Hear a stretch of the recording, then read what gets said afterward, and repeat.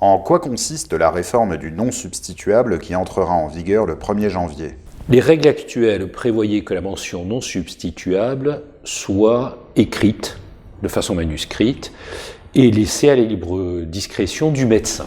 L'arrêté du 19 novembre prévoit les situations médicales où le médecin sera autorisé à marquer non substituable de façon informatique ou manuscrite.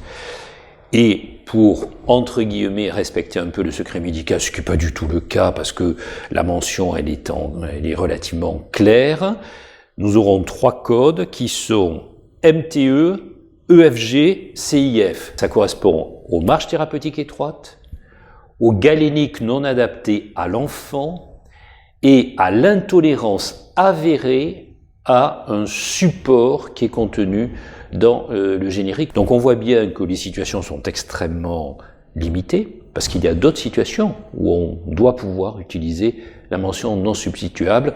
Je pense en particulier au risque de double prise, de confusion, voire de non-prise du médicament, autrement dit les problèmes d'observance thérapeutique.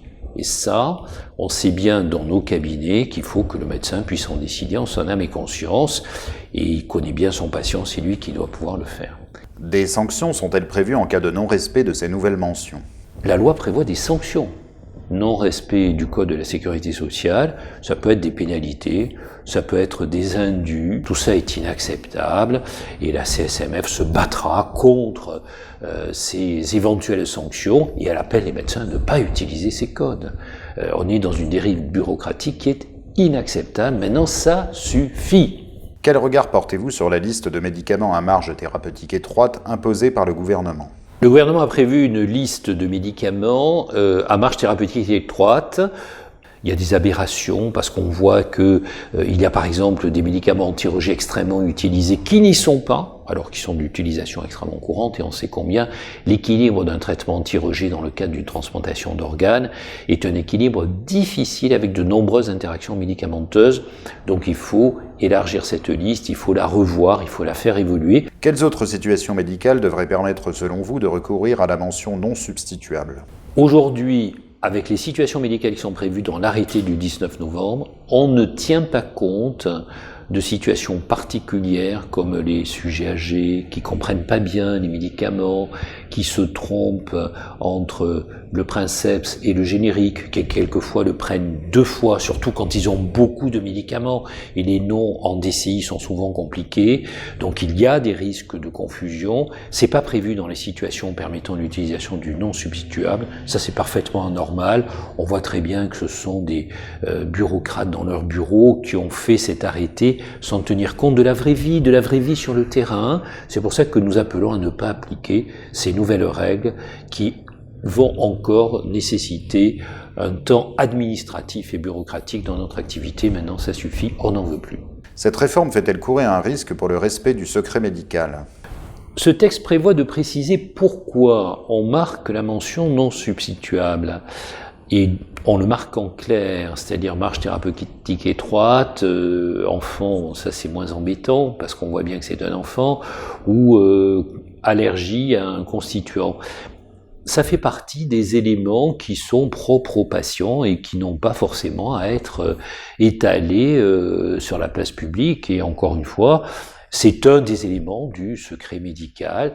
Je ne vois pas pourquoi on serait amené à justifier l'utilisation d'une mention non substituable qui doit rester du libre arbitre du médecin. Non pas que nous soyons opposés à l'utilisation des génériques qui, d'un point de vue médico-économique, ont un intérêt, mais il y a des situations où on peut utiliser les génériques, il y a des situations où c'est plus compliqué, donc je pense que c'est au médecin d'en décider. La jurisprudence prévoyant que le médecin doit pouvoir justifier de l'utilisation de la mention non substituable, ce système n'est-il pas une protection pour le praticien ? Le nouveau système protège de rien du tout parce que il ne correspond pas aux vraies situations dans nos cabinets, en particulier pour les sujets âgés ou polymédicamentés, où on voit bien qu'il faut tenir compte de l'observance potentielle du patient vis-à-vis du traitement et des risques de confusion.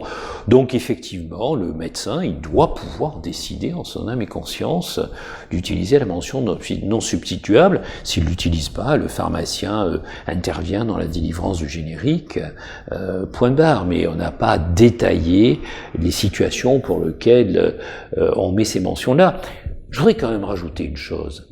Le problème du générique en France est un problème de confiance du patient, y compris quelquefois du médecin, mais surtout du patient. Combien de fois on nous dit « moi j'ai payé, je veux le vrai, je veux pas la contrefaçon ».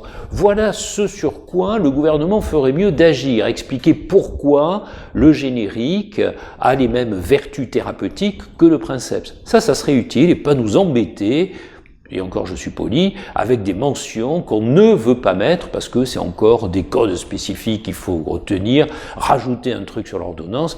Maintenant, on n'en veut plus de cette dérive bureaucratique. Appelez-vous au boycott de cette réforme? La position de la CSAMF, elle est claire. C'est un texte qui est inapplicable et inadapté. Nous appelons à ne pas l'utiliser. Si vous pensez que votre patient a besoin d'une mention non substituable pour des raisons qui sont propres soit au traitement, soit un problème d'allergie, soit un risque de confusion, etc., vous le marquez sur votre ordonnance, point. Et vous ne détaillez pas la raison pour laquelle vous marquez la mention non substituable sur l'ordonnance. Et effectivement, nous appelons à ne pas appliquer cette réglementation qui est beaucoup trop complexe. Je suis persuadé que les médecins ne vont pas le faire. Attendez, ça suffit maintenant. Ces codes qui n'en finissent pas, on a autre chose à faire que de retenir tout ça.